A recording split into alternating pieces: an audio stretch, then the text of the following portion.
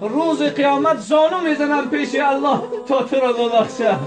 رسول علیه السلام حتی بعد وفاتشم در فکر نجات من و شما بود. جوانای عزیز گفت زن خوشحال نشو، حبیبی خدا برای خودش نمیگه، گفت برای جلیبیب میگه.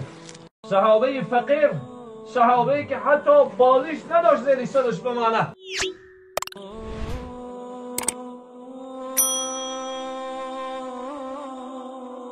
رسول اکرم صلی الله علیه و سلم رفیقی داشت، صحابه داشت که اسمش به نام جلیبیب، صحابه فقیر، صحابه که حتی بالش نداشت زیر سرش بمانه، اما مجلس رسول الله خیلی زیاد می نشست.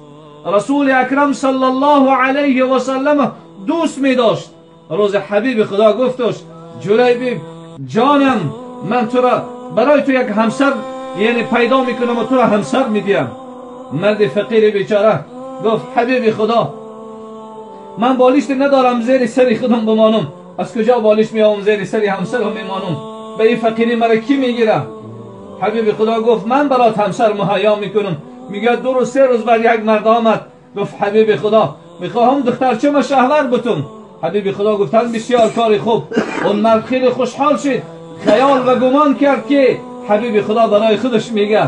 وقتی حبیب خدا اون مرد خوشحال دید گفت مرد من برای خودم نمیگم. پس گفت برای کی میگی؟ گفت برای جلیبیب میگم. گفت همون صحابه فقیر من تا همسر من نپرسم هیچ جواب داده نمیتونم. پس رفت همسرش پرسید، همسرشم خوشحال شد. گفت زن خوشحال نشو، حبیب خدا برای خودش نمیگه، گفت برای جلیبیب میگه. گفت من نمیتونم شم. میگه دختره گریان و نالان آمد، پدر جان و مادر جان من پروای جلیبیب ندارم، اما خواستگاری من حبیب خدا هست. چگونه جوابی او را شما نمیگین؟ اگر از این فقیرتر است من تیارم که همسرش باش. وقتی میگه ازدواج کردن چند قبط مشرکا بالاشان حمله کردن، شهیدا را میکفتن، حبیب خدا را میگفتن فلانی شهید شده است، اما حبیب خدا میگفت این جلیبیب، جلیبیب کجاست؟ آمدن جلیبیب هم دیدن که شهید شده است. حبیب خدا آغوش کردن تا اون زمانی که لحد نکردن زمین ده نگذاشتن و این عنوان دادن که جلیبیب از من است و من مال جلیبیب هستم. این محبت ببین که رسول اکرم صلی الله علیه و سلم عنوانی مال خود به اون داد. به خاطر چه؟ به خاطر رسول الله را دوست می داشت. حضرت عمر رضی الله تعالی عنه میگوید روز دیدم طاهر فرزند حبیب خدا از دنیا گذشت، در قبر میماندش، آبهای دیده حبیب خدا میریخت. گفت بچه جان حال خدا تو را میپرسه که بنده یکی هستی، در دین کی بودی و پیغمبر بود، پیغمبرت کی بود؟ بچه جان جواب بوده که خدام الله بود، دینم اسلام بود، پدرم محمد بود پیغمبر. میگه گشت نگاه کرد که حضرت عمر ناله دارد مثل گریه کودک. رسول الله گفت عمر به تو چی شد؟ گفت رسول الله خدا طاهر خردسال بپرسه می عمر میمانه، مرا بپرسه احوال من چی میشده باشد نزد الله، من چی جواب دادم میتونسته باشم پیش الله. وقتی این کودک خدا بپرسه احوال من چی میشده باشد؟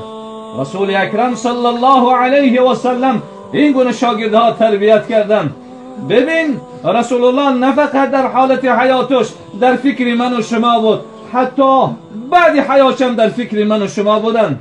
میگوید یک مرد فقیر، بسیار فقیر بود، از نفر 10 سوم و 15 سوم مجموعه قریب 50 درهم قرضدار شد. ایام خلافت بود. میگه رفت از یک مرد بای قرض گرفت و قرضاش داد. اون مرد قرضدار آمد گفت پولای مرا بده.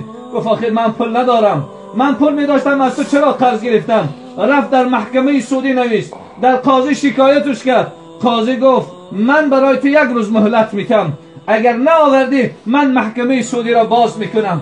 هرچند این فقیر گفت من شرایط ندارم، اما قاضی بالاش محکمه را گفت اجرا میکنم. خب گفت خیلی 1 روز من جواب بده با اهل و عیالم خداحافظی کنم. گفت کفیل بیار، یک مرد به اعتماد و باوری بیار، من تو رو جواب بدم. اگر من جواب بدم شاید تو فردا نیایی. آیا کفیل داری؟ گفت دارم. گفت کفیلت کیست؟ گفت محمد ابن عبدالله است. اگر من تا فردا نیایم روز قیامت امت محمد نباشم. حاجی که مسلمان بود جوابش داد رفت گریان و نالان به پیش همسرش آمد. همسر محترمه من بین خودم و بین قاضی گفت حبیب خدا را کفیل گذاشتم گرند گذاشتم تا فردا چیکار کنم. همسرش گفت بیا صلوات میفرستیم. هر دو صلوات میفرستند. مرد فقیر خوابش برد. در خوابش رسول الله در آمد.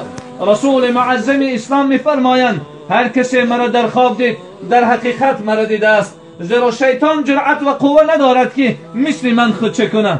گفت مرد فقیر مرا بین خودت و قاضی گفت کفیل گذاشتی. گفت بله.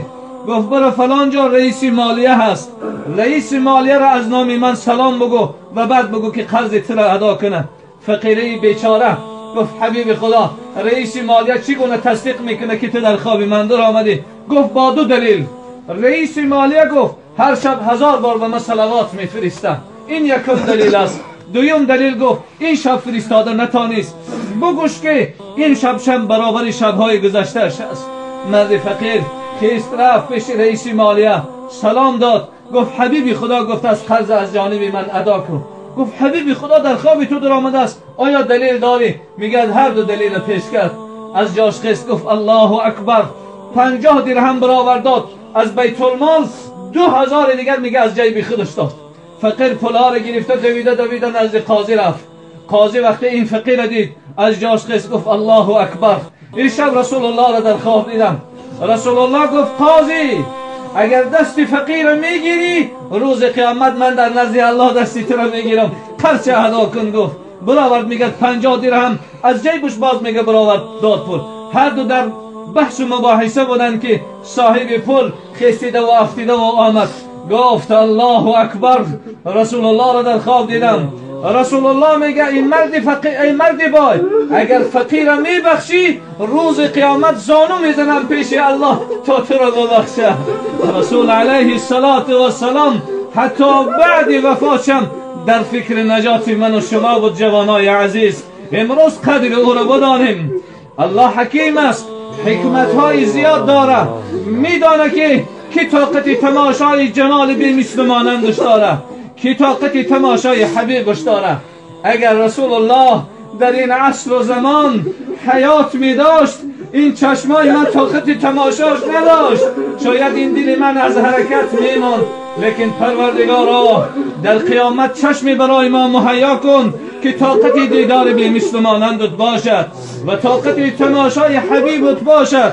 پروردگارا اگرچه ما مثل اونا عمل نکردیم لیکن اونا را دوست می‌داریم. حبیبت وعده کرده است هر کسی را دوست بداره روز قیامت با همون قوم و ملت میخیزه. الها محبت خودت را و محبت حبیبت را در قلبهای ما جای بگردان.